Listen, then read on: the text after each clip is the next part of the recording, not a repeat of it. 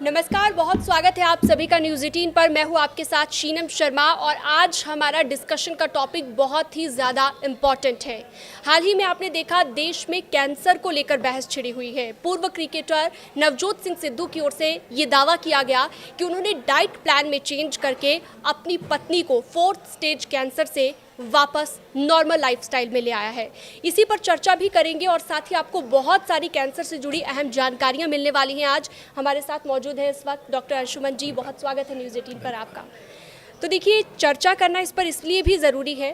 अंशुमन जी, सबसे पहले मेरा सवाल आपसे ही रहेगा कि जो दावा किया गया इसको लेकर कई डॉक्टर सवाल उठा रहे हैं। डॉक्टर अंशुमन, क्योंकि नवजोत सिंह सिद्धू ने जो कहा डाइट प्लान में जो चेंजेस किए जाते हैं उसकी वजह से क्या कैंसर के खतरे को कम किया जा सकता है? देखिए, ट्रेंडिंग न्यूज़ है, सोशल मीडिया से लेके हर जगह ट्रेंड कर रही है। अब इसमें 3-4 चीज़ें समझने योग्य है। डॉक्टर का जितना विरोध है वो गलत है। आंशिक रूप से सिद्धू ने जो बात कही, आंशिक रूप से वो बात सच है। लेकिन सच जो कहा जाता है कि मैं जो भी कहूँगा सच कहूँगा, सच के सिवा कुछ नहीं कहूँगा, लेकिन उस पर एक और लाइन जुड़नी चाहिए कि और पूरा सच बताऊँगा। तो ये लास्ट वाली लाइन उन्होंने खा ली। जैसे उनके ट्रीटमेंट में सर्जरी का रोल रहा है, कीमोथेरेपी का रोल रहा है। फिर उन्हीं के वीडियो में बता रहे हैं कि फैमिली में कुछ फंक्शन था, रेडिएशन थेरेपी होनी थी, नहीं करा पाए, कैंसर रिलैप्स हुआ। जब रिलैप्स का ट्रीटमेंट चला तो इसके साथ साथ उन्होंने जो डाइटरी चेंजेस की बात कही है इसके साथ ऐड किया। इसका एस्टेब्लिश साइंस है, इसमें कहीं कोई दो मत नहीं है। एस्टेब्लिश साइंस में उन्होंने क्या क्या कहा है, इंटरमिटेंट फास्टिंग की बात कही है। तो ईटिंग विंडो आपका जब भी छोटा होगा, एक स्वस्थ व्यक्ति के लिए भी इंसुलिन स्पाइक बॉडी में कम होगा, खास करके कैंसर मरीज में कैंसर रिलैप्स को कम करता है। इसका एस्टेब्लिश पेपर है। ऑटोफेजी एक प्रोसेस है। ऑटोफेजी कहते हैं कि सेल के अंदर होने वाली गड़बड़ी को सेल अपना रिपेयर कर ले जब हम फास्टिंग पे जाते हैं। 2022 में एक जापानीज साइंटिस्ट को इस पर नोबेल प्राइज मिला है। ऑटोफेजी होगा तो इनको चाहिए कि सिद्धू एक पब्लिक फिगर हैं तो इसको क्लियर करना चाहिए कि क्या मीन कर रहे हैं। मतलब उन्हें उन डॉक्टर्स की भी मुझे लगता है उनका भी जिक्र करना चाहिए जिनके थ्रू उनका पहले ट्रीटमेंट चल रहा था। बहुत सारी चीज़ें मुझे लगता है कि ट्रीटमेंट के थ्रू भी ठीक हुई होंगी और अब जो चीज़ें उन्होंने की तो हम डायरेक्टली ये नहीं कह सकते कि सिर्फ डाइट प्लान का वो असर हुआ। बिल्कुल, अब मैं उसको समझा देता हूँ। फिर दूसरा उन्होंने बात कही शुगर। आइडियली शुगर एक स्वस्थ व्यक्ति को भी नहीं लेना चाहिए, कैंसर के मरीजों को नहीं लेना चाहिए। उसका कारण क्या है कि शुगर जब भी आप लेते हैं तो इंसुलिन स्पाइक होता है। अगर बॉडी के रिक्वायरमेंट से ज़्यादा आपने लिया तो ये स्टोर होता है in the form of fat. ये जब स्टोर होता है बॉडी के अंदर इन्फ्लेमेशन प्रोसेस चालू होता है, ये कैंसर को बढ़ाता है या कैंसर बनाता है। तो ये भी बात उनकी आंशिक से सही है। तीसरी बात तो उन्होंने कही 40 दिन में कैंसर को हरा दिया। किस रिपोर्ट के आधार पे कोई कहता है पेट स्कैन किया, पेट स्कैन में दिख रहा कैंसर नहीं है। उसका मतलब ये होता है कि 5 मिलीमीटर से छोटा ट्यूमर होगा जो पेट स्कैन डिटेक्ट नहीं कर। कि उससे छोटा ट्यूमर हो सकता है कि अभी भी उनकी वाइफ की बॉडी में हो। बिल्कुल, उसको नकारा नहीं जा सकता है। एक कॉन्सेप्ट है ऑन्कोलॉजी में सर्कुलेटिंग ट्यूमर सेल, मतलब ब्लड के अंदर घूमते हुए कैंसर के कीटाणु जो किसी जाँच में नहीं आते हैं।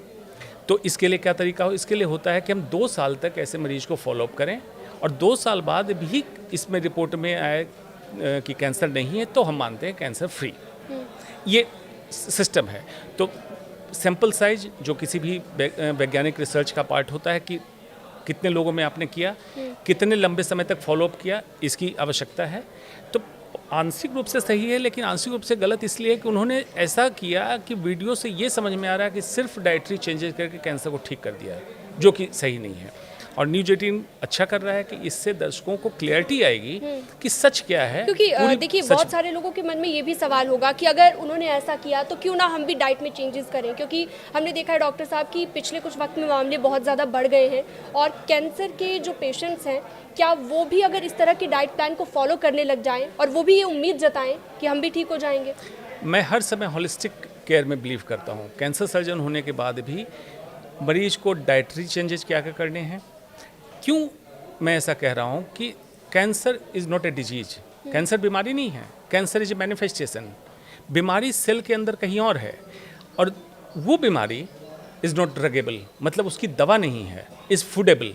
मतलब खाने के चेंज से, लाइफस्टाइल के चेंज से, सोने के तरीके से, एक्सरसाइज से आप उस पर कंट्रोल करते हैं। आपने इंटरमिटेंट फास्टिंग की जो बात कही थी और अभी आपने फूडिंग की भी बात कही की, तो क्या कैंसर सेल्स को भी फूड मिलता है हमारे खाने से, उन्हें भी फूड मिलता है और उससे वो ज़्यादा ग्रो होते हैं, ऐसा कुछ है क्या? क्योंकि नवजोत सिंह सिद्धू की बात, उसमें भी यही बात उन्होंने कही। बिल्कुल, देखिए कोई भी सेल जीवित तभी है जब उसको न्यूट्रिशन मिलेगा, मतलब खाना मिलेगा। कैंसर सेल की खास बात यह है, कैंसर सेल के अंदर माइटोकॉन्ड्रिया नहीं होता है, जो हमारे हर सेल के अंदर पावर हाउस है जहां हमारी एनर्जी जनरेट होती है। कैंसर सेल बिना ऑक्सीजन के भी जिंदा रह सकता है, लेकिन उसको खाना ग्लूकोज ज़्यादा मात्रा में चाहिए। तो ऐसा कहना कि खाना अगर रोक दें और कैंसर सेल ठीक हो जाएगा, ये ठीक नहीं है। इंटरमिटेंट फास्टिंग, जैसन फंग एक डॉक्टर है, उसने ये कॉन्सेप्चुलाइज किया था। उसका ये मानना है कि अगर हम लॉन्ग फास्टिंग में जाते हैं तो सेल के अंदर जो एक्स्ट्रा फूड जमा है उसको सेल कंज्यूम करता है, खाता है और एबनॉर्मल सेल को बॉडी डिफेंस सिस्टम डिस्ट्रॉय करती है। यही प्रोसेस है बोलने का। लेकिन इसका मतलब लोग ये ना समझ लें कि सिर्फ फास्ट करने से कैंसर ठीक होता है। कैंसर के रिलैप्स को कम करता है, कैंसर सेल के लोड को कम करता है, लेकिन अब वो कन्वेंशनल ट्रीटमेंट देने के साथ इसको करना है। ऑयल्स की भी बहुत सारी बातें कही उन्होंने कि नारियल ऑयल, मूंगफली ऑयल, ये इन्हीं सब चीज़ों का इस्तेमाल किया और प्रोसेस्ड फूड तो वैसे ही अलाउड नहीं होता। और जो आप नॉर्मल लोगों की लाइफस्टाइल की बात कर रहे हैं, आपने शुगर का जिक्र किया यहाँ पर, तो क्या बिल्कुल कट ऑफ कर देना चाहिए शुगर से? देखिए, कायदे की बात यह है, glucose is essential for life, but glucose is not essential in the food. अब देखिए कितनी इसमें अच्छी बात है कि ग्लूकोज से ही सेल जिंदा है, और दूसरा जिसको कीटो डाइट के फॉर्म में बोलते हैं, जो एमिनो एसिड्स और कीटोन बॉडी, इस पे जिंदा है, लेकिन not essential in the food. मैंने क्यों बोला?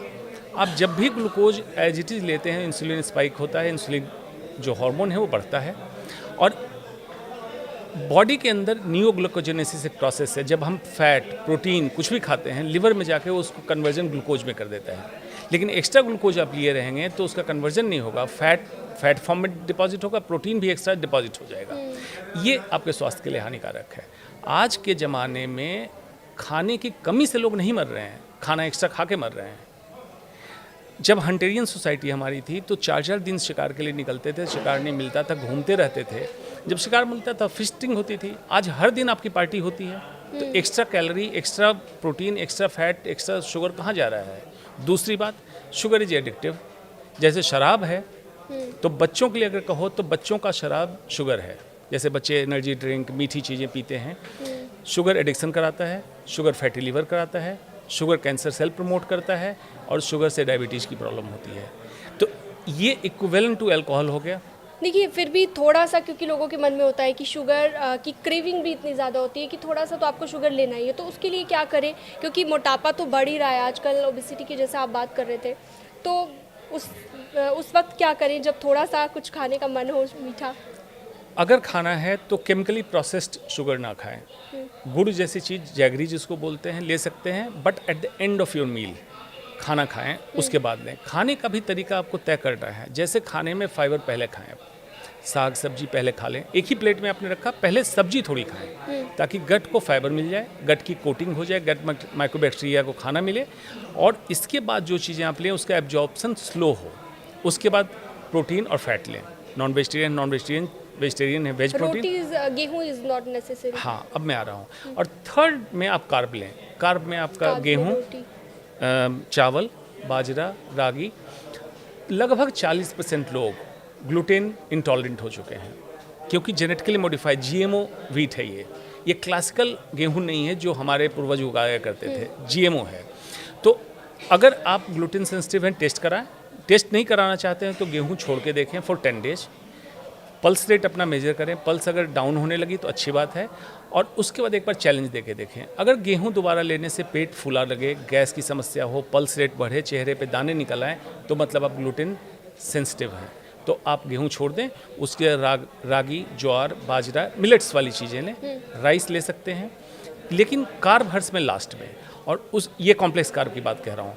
उसके बाद जो आपने बात पूछी कि अगर शुगर की क्रेविंग हो तो जैगरी या उस तरह की चीज़ें लास्ट में लें, ताकि ग्लूकोज सडन आपके स्पाइक ब्लड में ना करे, ग्लाइसेमिक लोड ना बढ़ाए, इंसुलिन को रिलीज ना करे, जो आपके स्वास्थ्य के लिए हानिकारक है। अच्छा, कैंसर की जैसा हम बात कर रहे थे, तो बहुत सारे लोगों के मन में ये भी सवाल होता है कि एक बार अगर बॉडी में कैंसर सेल आ गया, मान लीजिए किसी को ब्रेस्ट कैंसर हो गया, तो एक बार अगर ब्रेस्ट कैंसर के बाद वो रिकवर भी कर जाते हैं, तो बाद में बॉडी में कहीं ना कहीं किसी न किसी पार्ट में कैंसर खुद रिकरेंस जो है वो हो जाएगी। तो ऐसा होता है क्या? इसमें कितनी मान्यताएं सही है? देखिए, ये डिपेंड करता है स्टेज क्या है किसी भी कैंसर का। स्तन कैंसर भी आप ले लें, स्टेज क्या है। तो पहली बात तो ये कि क्या हर कैंसर में रेकरेंस होता है? जवाब है नहीं। कैंसर का अगर प्रॉपरली प्लान करके इलाज किया गया तो रेकरेंस नहीं होगा, पहली बात। दूसरी बात कि कैंसर मैनिफेस्टेशन है, जो मैं कह रहा हूँ बार बार, तो इसको ऐसे समझें कि आपने कहीं धुआं देखा तो आग कहीं होगी तब धुआं लगा। अब इस धुएं पे पानी आप डाल रहे हैं इसलिए कि शांत कर दें। तो कैंसर का जो कन्वेंशनल ट्रीटमेंट है वो धुएं को शांत करने का है, लेकिन कैंसर जो बना एक्चुअल आग कहाँ थी, अगर ये शांत नहीं हो तो दोबारा धुआं उठेगा, मतलब कैंसर रिलैप्स होगा। और ये आग कैसे शांत होगी? अगेन फूडेबल। आपके खाने पीने और लाइफस्टाइल से अगर बदलाव कर लेते हैं तो circulating tumour cell, cancer cell दोबारा नहीं पनपेगा और कैंसर दोबारा नहीं होगा। लेकिन देखिए, कैंसर को लेकर आपने कहा कि रिकरेंस तो दोबारा नहीं होगी, लेकिन बहुत सारे लोगों के मन में ये भी सवाल होता है कि अगर कैंसर अब हो गया है तो क्या हम लाइफस्टाइल में कुछ चेंजेस करें जिसकी वजह से फ़ायदा हो? बिल्कुल, लाइफस्टाइल में चेंजेस। पहली बात, कैंसर के डायग्नोसिस के बाद पैनिक ना करें। और बीमारियों की तरह ये एक ऐसी चीज़ है जिसको हम ठीक कर सकते हैं, पहला। दूसरी बात, इंट्रोस्पेक्शन, आत्मविश्लेषण जरूर करें। आत्मविश्लेषण मतलब है कि आपके जीवन शैली में क्या क्या बदलाव है, खाने पीने में क्या बदलाव हुआ, वातावरण का प्रदूषण, पानी, सारी चीज़ों के एनालिसिस आप कर लें। उसके बाद लाइफस्टाइल में जो चेंजेज हैं, एक स्वस्थ व्यक्ति को भी करना चाहिए, कैंसर के रोगी को करना चाहिए। उसका फॉर्मूला हर समय मैं देता हूँ, MMMS। फर्स्ट एम इज मील, कि आप क्या खा रहे हैं, ये खाएं आप रीजनल और सीजनल। जिस क्षेत्र के हैं, जो खाना आपके रीजन में होता है वही खाएं। सीजनल खाएं, अनसीजनल स्टोरेज का फ्रूट या सब्जियां ना खाएं। फाइबर जरूर खाएं, रॉ खाएं, रियल खाएं। गेहूं खाना है, गेहूं एज इट इज खाएं। फिल्टर्ड रिफाइंड प्रोसेस्ड फूड ना खाएं, मैदा ना खाएं। रॉ रियल खाएं। पानी की मात्रा आपकी अप्रोप्रिएट हो। जूस न लें। अगर फल खाने की इच्छा तो एज इट इज़ सीजनल फल खाएं, जूस ना पिएं, क्योंकि जूस जब भी लेंगे फ्रुक्टोज का स्पाइक होगा, फिर वही सारी प्रक्रिया चालू होगी। Second M is movement. Movement का मतलब है एनी फॉर्म ऑफ एक्सरसाइज, जिसमें जिम को मैं नहीं मानता हूँ सुटेबल फॉर होमोसेपियंस। एक्सरसाइज कब कब करना है? एटलीस्ट 1 आवर एक्टिव एक्सरसाइज ऐसी होनी चाहिए जिसमें आपकी सांस चढ़े और दिल की धड़कन तेज हो, कार्डियो टाइप एक्सरसाइज। बिल्कुल। अब उस एक्सरसाइज का हिस्सा क्या हो? फार्ब, FARB, मतलब उस एक्सरसाइज फ्लेक्सिबिलिटी हो, एरोबिक्स हो, रेजिस्टेंस ट्रेनिंग हो और बैलेंसिंग हो। देखते होंगे 40-50 साल के बाद लोग बैलेंसिंग खराब होती है, क्योंकि आपने जिम की एक्सरसाइज की, कोऑर्डिनेटेड एक्सरसाइज नहीं हुई। अगर पूछिएगा एक कोई एक्सरसाइज बताइए जिसमें फार्ब पूरी तरह हो जाए, योगासन। योगासन करें। योगासन तो कब करना है? एक मॉर्निंग करें, दूसरा कब करना है? आफ्टर मील, 10 मिनट ही सही, लेकिन आप वॉक कर लें, जिससे आपका ग्लूकोज स्पाइक कंज्यूम हो। जब बहुत तनाव हो, खास करके कॉर्पोरेट में काम करने वालों को बॉस ने डांट दिया, तनाव होने पे क्या करते हैं लोग? जाके सिगरेट पी लेते हैं, मीठी दूध वाली चाय पी लेते हैं। ये फर्दर आपके कोर्टिसोल को बढ़ाता है, ग्लूकोज को बढ़ाता है, इंसुलिन स्पाइक करता है। उस समय बॉडी को स्ट्रेच कर लें। Third movement. और जब भी आपको लगे किसी कारण से ऑफिस में लंबा काम कर रहे हैं, 8 घंटे 10 घंटे, एवरी आवर उठें, 2 मिनट पानी पिए और बॉडी को स्ट्रेच करें। ये 4 टाइम आप मूवमेंट को अपने जीवन में उतार लें। Third M is mind stuff, चित्त। विल पावर भी बहुत मैटर करती है, क्योंकि मैंने सुना है कि लोग कैंसर से नहीं मरते, लोग अपनी इच्छा शक्ति खो जाने की वजह से मर जाते हैं। डिप्रेशन, एंग्जाइटी नॉर्मल इंसान को भी चाहिए। माइंड स्टफ, चित्त क्या है? और चित्त की वृत्तियों का रुक जाना ही योग है। योगस् चित्त वृत्ति निरोधः, चित्त की वृत्तियों का सदैव के लिए रुक जाना योग है। अब ये कैसे रुकेगा? यम नियम आसन, प्राणायाम प्रत्याहार, धारणा ध्यान समाधि। यानी कि मानसिक रूप से भी आपको मानसिक रूप से ये करना है। दूसरा, फिजिकल मील की हम बात करते हैं, मेंटल मील की कोई बात नहीं करता। आप ऑफिस में काम कर रही हैं, कुछ आपके पास लोग आएंगे, कहीं का गॉसिप्स लेके आएंगे और दूसरों की शिकायत करेंगे या दूसरों के बारे में कोई खबर बताना चाहेंगे, ये आपका मेंटल मील है। आप कौन सा मील कंज्यूम करना चाह रहे हैं, आपकी चॉइस होनी चाहिए। 3 बातें उसमें सोचने की है। ये जो व्यक्ति बात कहने आया है मुझसे, ये कितना महत्वपूर्ण है मेरे लिए और इसके लिए। जिस व्यक्ति के बारे में कह रहा है उसके बारे में अगर इस तरह की कोई निगेटिव बात कर रहा है तो मेरे बारे में भी कहीं ये जाकर निगेटिव बात करेगा। और तीसरी बात कि इस बात को सुनने से मेरा का क्या तात्पर्य है। 3 चीज़ों से मेंटल बिल आप डिसाइड करें कि किसको वेलकम करना है, किस थॉट को वेलकम नहीं करना है।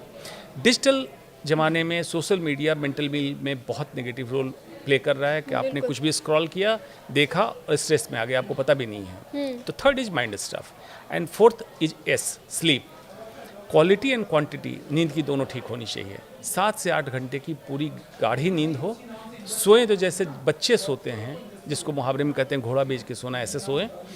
7 से 8 घंटे बाद सुबह जब जगें तो आप तरोताज़ा, कली जब खिल के फूल बनती है वैसे आपका मेंटल स्टेट हो, आप बिल्कुल फ्रेश निकल के आएँ। इसके लिए ज़रूरी है कि सोने से 2 घंटे पहले आपका स्क्रीन ऑफ हो जाना चाहिए। मोबाइल, टेलीविज़न, कंप्यूटर, घर का वाईफाई ऑफ होना चाहिए। ब्लू लाइट स्पेशली, या फॉर दैट मैटर कोई भी लाइट ऑफ होनी चाहिए। पाँव धोएं, किसी भी तरह का मॉइस्चराइजर तेल लगाएं, अच्छी नींद आएगी। बिस्तर पे सिलवटें ना हो, छोटे छोटे बदलाव करें, साउंड स्लीप सोएं। अगर चारों चीज़ों को अपने जीवन में उतार लेते हैं तो diabetes, cancer, heart disease, hypertension से आप बचेंगे। बिल्कुल, आपने बहुत ही अच्छी बात बताई। लाइफस्टाइल में चेंजेस तो ज़रूरी हैं, लेकिन कुछ हम देखते हैं सेलिब्रिटीज़, जैसे हिना खान को हमने देखा, उससे पहले छवि मित्तल थी। तो हमने ये भी देखा कि वो बहुत हार्ड एक्सरसाइजेज भी करते हुए नज़र आई, जैसा कि उन्होंने अपने वीडियोज़ शेयर किए।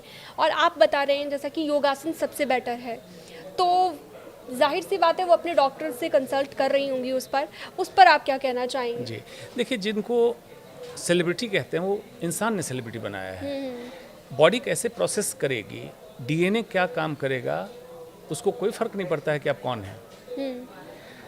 हार्ड एक्सरसाइज और 10 किस्म की अलग अलग एक्सरसाइजेज में बहुत अच्छे रिसर्च हुई और देखा गया कि बेस्ट टॉप पे जो एक्सरसाइज है योगासन है, सेकंड स्विमिंग है, थर्ड साइकिलिंग है, और आप बिलीव करेंगे लास्ट एक्सरसाइज कौन है, स्वास्थ्य के दृष्टिकोण से खराब है मतलब, वो है मैराथन रनर, जिमर और एक्सेसिव एक्सरसाइज। और जिम ही सबसे ज़्यादा करते हैं बिल्कुल। अब इसमें साइंस क्या है ये समझिए। रिएक्टिव ऑक्सीजन स्पेसिस, ROS, एक फ्री रेडिकल जनरेट होता है बॉडी के अंदर जब आप एक्सेसिव एक्सरसाइज करते हैं, जिसके कारण हार्ट अटैक और कैंसर जैसी समस्या, कई मामले जिम में आ चुके हैं सामने, जैसा कि हमने देखा भी है। अचानक से जिम करते करते लोगों को हार्ट अटैक आ जाता तो है। लोगों को फॉल्स परसेप्शन रहता है कि इतना जिम करते थे हार्ट अटैक क्यों हुआ। रिएक्टिव ऑक्सीजन स्पेसिस, हमारा शरीर बना है कोऑर्डिनेटेड और बैलेंस मूवमेंट के लिए। मतलब एक्सरसाइज करनी है, जो मैंने फार्म टेक्निक बताई, लेकिन एक्सेसिव बॉडी को एक्सरसाइज नहीं करना है, क्योंकि आपको कोई इस तरह का तो इतनी मशीनरी आ गई, कोई बोझ का काम नहीं करना है, तो किस लिए इतनी एक्सरसाइज कर रहे हैं जो आपके शरीर के लिए नुकसानदायक है। एक दूसरा, सेलिब्रिटी की लाइफ, सर्कैडियन रिदम डिस्टर्ब, रात को जगना, शूट करना, दिन में सोना। एबनॉर्मल सर्कैडियन रिदम दिमाग के अंदर एक बायोलॉजिकल क्लॉक है। इस पे नर्सेज स्टडी हुई, देखा गया जो लोग रात में ज़्यादा काम करते हैं उनके अंदर ब्रेस्ट कैंसर का चांस ज़्यादा बढ़ा। बाद में देखा गया कि और भी बीमारियां बढ़ी। तो सर्कैडियन रिदम गड़बड़। थर्ड, पैक्ड फूड खाते हैं। किस सेलिब्रिटी को आपने देखा है प्रॉपर रोटी चावल लेके? कुछ लोग हैं, मेरे दोस्त भी हैं फिल्म इंडस्ट्री के, वो आज भी प्रॉपर मील खाते हैं, रोटी चावल दाल सब्जी, या नॉनवेज खाते हैं, नॉनवेज खाते हैं। अदरवाइज ये लोग सिर्फ पैक्ड फूड खाते हैं, सैंडविच और इस तरह की चीज़ें पैक होके आती है, ultra process and processed food, जिसको मैं कहता हूँ शैतान की रसोई। चलिए जल्दी जिक्र कर लेते हैं। भगवान की रसोई, नेचुरल फल फूल जैसे निकल के आ रहा है, आपने खाया, भगवान की रसोई आपको स्वस्थ रखेगी। दूसरा, इंसान की रसोई, शुद्ध भारतीय भोजन हमारे रसोई में बन रहा है, ये खाएंगे स्वस्थ रहेंगे। शैतान की रसोई, जो खाना पैक होके आपके लिए आ रहा है, और वो कितने दिन तक पैक है ये भी हमें पता नहीं, कुछ नहीं पता है। दूसरा, उसमें प्रिजर्वेटिव डाला जाएगा, केमिकल डाला जाएगा ताकि इसकी शेल्फ लाइफ बढ़ जाए, लेकिन सेल्फ लाइफ कम हो जाएगी, ये याद रखना है। वही तो कहते हैं ना कुछ लोग कि डस्ट, आपको अगर खाना नहीं खाना है तो या तो आप उसको डस्टबिन में डालेंगे, या फिर आप सोचेंगे कि इसको फिनिश कर लें, या फिर आपका पेट अपने आप पेट को डस्टबिन बना लेंगे। देखिए, आपने बड़ी अच्छी बात कही। देखिए, इसीलिए कहा था जंक फूड, जंक मेल जानते हैं, जो मेल आपके काम का, ईमेल काम का नहीं होता, वो जंक बॉक्स में जाता है। बिल्कुल। तो फास्ट फूड को जंक फूड कहा गया है। तो जब जंक फूड कहा गया तो पेट क्या आपका डस्टबिन है? क्यों डाल रहे हैं? तो processed and ultra processed food, NOVA classification Brazil का है, जिसमें माना गया it's a poison, P for process food, P for poison. Sugar भी पॉइजन है क्या, एक सवाल शुगर मेरा? भी पॉइजन है। क्योंकि स्लो पॉइजन इसे बहुत सारे लोग नाम देते हैं कि स्लो पॉइजन है, आप जॉन धीरे धीरे यडकिन, आपको एक यूके का बढ़िया साइंटिस्ट, उसने किताब लिखी प्योर, वाइट एंड डेडली। 78 में उसने रिसर्च पेपर पब्लिश कर दिया, लेकिन उसकी बात दबा दी गई। उसके बाद फैट को बदनाम किया गया कि ज़्यादा फैट लेने से हार्ट अटैक होता है। उसने कहा था शुगर इज़ डेडली। और प्योर शुगर भी फैट ही बढ़ाता है। बिल्कुल फैट बढ़ाता है। प्योर मतलब जितना रिफाइन किया जाएगा खाने को, प्रोसेस किया जाएगा। Deadly white, white salt, white sugar, white आटा, वाइट चावल, डेडली। मतलब ये जितनी चीज़ें आप देख रहे हैं ये डेडली है। तो आप एज इट इज खाइए, नेचुरल खाइए। तो इसमें है शुगर, अगर मैं कहूँ गन्ना, अब उससे जैगरी कंपेयर करेंगे तो बेहतर है। Eight the end of food आप ले जितना सकते हैं। रिफाइन हो गई वो जितना रिफाइन हो उतना एक digest। आखिरी सवाल मेरा डॉक्टर साहब आपसे, कैंसर को लेकर हम बात कर रहे थे। लोगों के मन में ये भी सवाल होता है, बहुत सारे लोग सोचते हैं कि अगर ये जेनेटिक है, डीएनए से ही आ रहा है, तो फिर हम लाइफस्टाइल में चेंजेस करके क्या करेंगे? तो ये भी लोगों के माइंड सेट रहता है कि देखिए कैंसर होना होगा तो हो ही जाएगा, तो लाइफस्टाइल चेंजेस करके क्या फ़ायदा? सिर्फ 5 से 15% कैंसर जेनेटिक है। मतलब आपके जीन की खराबी के कारण जो कैंसर होगा वो 5 से 15%। 85% कैंसर आपकी चॉइस है।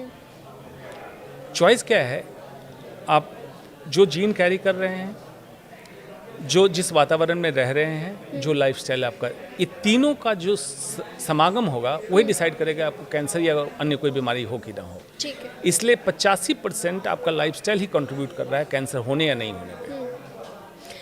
तो बहुत ही ज़्यादा इम्पॉर्टेंट डिस्कशन ये रहा, बहुत अच्छी अच्छी चीज़ें, बहुत महत्वपूर्ण पॉइंट्स आपने हमारे दर्शकों को बताए। Thank you so much news 18 पर हमारे साथ जुड़ने के लिए। फिलहाल इस तरह की और भी चीज़ों के लिए आप हमारे डिजिटल प्लेटफॉर्म पर जुड़ सकते हैं, आप हमारे चैनल को सब्सक्राइब कर सकते हैं। Thank you so much.